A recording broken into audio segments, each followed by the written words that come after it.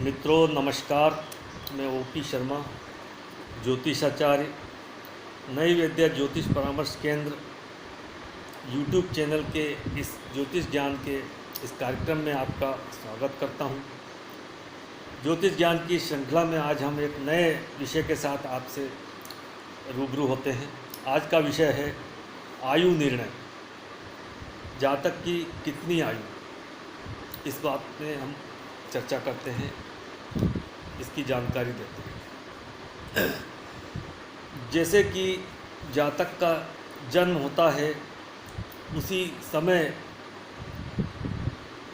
विधाता के द्वारा उसकी कितनी आयु है यह निश्चित हो जाता है। जातक के जन्म के समय उसे कौन सी दशा प्राप्त होती है, कौन सी महत्भोग्य दशा प्राप्त होती है, उसके अनुसार जातक की आयु का निश्चय होता है, जातक का स्वास्थ्य का निश्चय होता है। जो आयु कारक जो ग्रह होते हैं वो लग्नेश होता है, तृतीयेश होता है एवं अष्टमेश होता है। आयु 0 से 12 वर्ष की जो आयु होती है उसको बालारिष्ट कहते हैं। यदि जातक की 0 से 12 के बीच में यदि कुछ मृत्यु आदि होती है तो 12 उसे बालारिष्ट कहते हैं। 12 से 20 के बीच की जो आयु होती है उसे योगारिष्ट कहते हैं। वह जो आयु होती है वो योगों के द्वारा प्राप्त होती है। और 20 से 32 वर्ष की जो आयु होती है वो अल्पायु होती है। 32 से 64 वर्ष की जो आयु होती है वो मध्यायु होती है। और 64 से 120 वर्ष की आयु जो है वो पूर्ण आयु कहलाती है। आयु प्रदान करने वाले जो भाव या ग्रह होते हैं वो लग्नेश होता है, तृतीयेश होता है, अष्टमेश होता है। जब भी हमें किसी जातक की आयु पर के बारे में विचार करना होता है तो हमें लग्नेश, तृतीयेश एवं अष्टमेश के बारे में विचार करते हैं। जो मारक भाव होते हैं द्वितीय एवं सातवां होता है, एवं 12वां भाव व्यय भाव होता है। लग्न का व्यय लग्नेश, तृतीयेश एवं अष्टमेश आयु प्रदाता ग्रह एवं भाव होते हैं। द्वितीयेश, सप्तमेश एवं व्यवेश आयु की हानि करते हैं, शरीर का व्यय करते हैं। अब हम आयु के बारे में जो विशेषतः विचार करते हैं वह निम्नानुसार। लग्न पर यदि पाप ग्रहों का प्रभाव हो, लग्न में त्रिक भाव के स्वामी बैठे हों या पाप ग्रहों की दृष्टि जैसे राहु, केतु एवं शनि की दृष्टि हो या युति हो, या लग्न पाप कर्त्री हो तो जातक अल्पायु कहलाता है। लग्नेश निर्बली हो, लग्नेश त्रिग्भाव में हो, नीच का हो, अस्त हो, पाप ग्रह राहु, केतु, शनि से भ्रष्ट हो, सूर्य से अस्त हो, तब यह पाप ग्रह पाप कर्त्री हो तब भी अल्पायु होता है। चंद्रमा मन का कारक है। चंद्रमा पर राहु, केतु, शनि मंगल से दृष्ट हो, युत हो, या चंद्रमा पीड़ित हो, अस्त हो तो मन की एकाग्रता नहीं होती है, एकाग्रता में कमी होती है, मन विचलित होता है, मानसिक पीड़ा होती है, डिप्रेशन का शिकार हो जाता है। अब उपरोक्त अनुसार हम देखा कि लग्न, लग्नेश, चंद्र तीनों निर्बली हो तो जातक अल्पायु होता है। केंद्र में अशुभ ग्रह हो तो जातक अल्पायु होता है। चंद्र त्रिग्भाव में हो तो जातक अल्पायु होता है। अल्पायु योग के बारे में हम मूलतः अब जानकारी देते हैं। चंद्रमा त्रिग्भाव में पापग्रस्त, पापयुक्त या पाप प्रभाव में हो, केवल पाप ग्रह हो केंद्र में पाप ग्रह हो, चंद्रमा त्रिग्भाव में पाप ग्रहों से युक्त दृष्ट हो और 8वें भाव में भी पाप ग्रह हो तो जातक अल्पायु होता है। फिर से बतलाता हूँ। चंद्रमा त्रिग्भाव में पाप ग्रह युक्त पाप प्रभाव में हो, केंद्र में केवल पाप ग्रह हो और 8वें भाव में भी पाप ग्रह हो तो जातक अल्पायु होता है। लग्न व 8वें भाव में भी पाप ग्रह हो तो भी बालारिष्ट योग होता है। सातवें आठवें भाव में पाप ग्रह हो तो बालारिष्ट होता है। जिस राशि में लग्नेश स्थित हो उस राशि का स्वामी अर्थात डिस्पोजिटर निर्बली हो तब भी बालारिष्ट होता है। यदि लग्नेश का डिस्पोजिटर दिग्भाव में पाप प्रभाव में हो तो बालारिष्ट होता है। चंद्रमा जिस राशि में बैठा हो उसका डिस्पोजिटर उसका स्वामी यदि पाप प्रभाव में हो त्रिभाव में हो पाप ग्रह से क्रूर ग्रहों से युद्ध दृष्ट हो तो बालारिष्ट होता है। इस तरह से ये बालारिष्ट के योग बताए गए। चंद्रमा त्रिभाव में पाप ग्रह युद्ध पाप प्रभाव में, केंद्र में केवल पाप ग्रह हो और आठवें भाव में भी पाप ग्रह हो तो बालारिष्ट, लग्न व आठवें भाव में भी पाप ग्रह हो तो भी बालारिष्ट, 7th हाउस 8th हाउस में पाप ग्रह हो तब भी बालारिष्ट। जिस राशि में लग्नेश बैठा हो उसका डिस्पोजिटर यदि निर्बली हो आप प्रभाव में हो त्रिभाव में हो तो बालारिष्ट।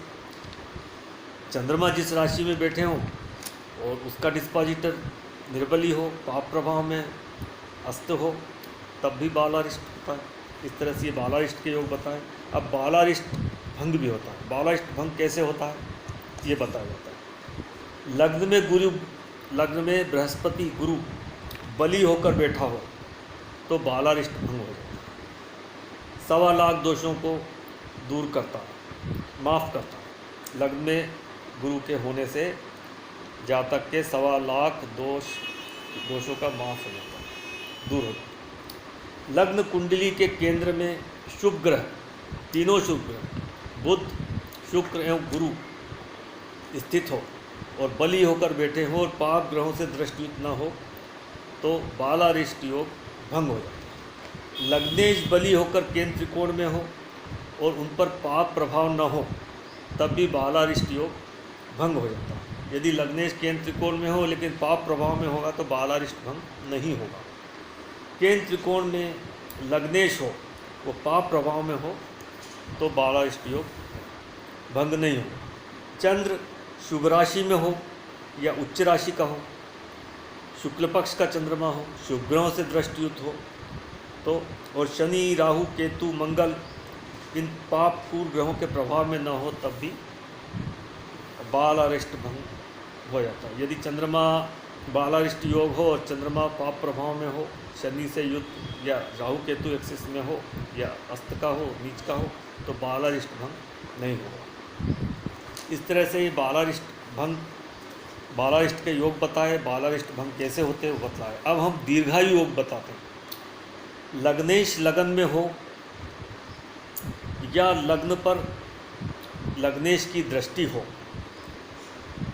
लग्न या लग्नेश पर पाप ग्रहों शनि राहु केतु शनि मंगल आदि की दृष्टि न हो, युति का या पाप प्रभाव न हो तो ये दीर्घायु योग बनता है।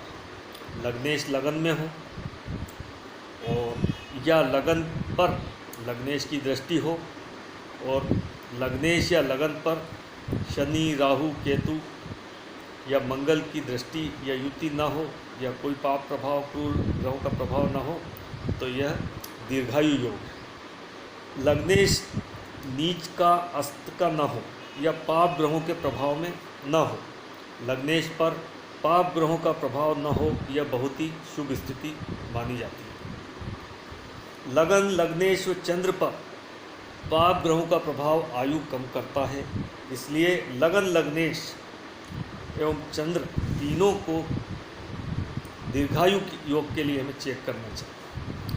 दीर्घायु योग के लिए हमें लगन की स्थिति, लग्नेश की स्थिति एवं चंद्रमा की स्थिति को देखना चाहिए। 8th भाव में 8th हाउस में शनि हो तो जातक दीर्घायु होता है। ये सभी ज्योतिषी लोग ये बताते हैं कि 8th हाउस में यदि शनि हो तो जातक दीर्घायु होगा, उम्र लंबी हो जाती है। लेकिन लगन लग्नेश चंद्र यदि पाप प्रभाव में हो, पीड़ित हो तो यह शनि दीर्घायु नहीं देता, लंबी उम्र नहीं देता। 8th भाव का स्वामी 8th हाउस में हो, लग्नेश लगन में हो तो जातक दीर्घायु होता है। लग्नेश 3rd हाउस में हो तो जातक दीर्घायु होता है। लग्नेश 11th हाउस में हो तो जातक दीर्घायु होगा। लग्नेश 3rd हाउस में होगा तो जातक साहसी होगा, पराक्रमी होगा, ऊर्जावान होगा, उसमें काफ़ी उत्साह होगा, तो जातक का स्वास्थ्य अच्छा रहेगा और वो दीर्घायु होगा। लग्नेश यदि एकादश भाव में हो तो जातक को उम्र का और उसकी पूरा लग्नेश व्यक्तित्व होता है जातक का, और वह यदि एकादश भाव में होता है, लाभ भाव में होता है, तो उसे लाभ प्राप्त होता है, उम्र का लाभ प्राप्त होता है, शरीर का लाभ प्राप्त होता है और जातक दीर्घायु होता है।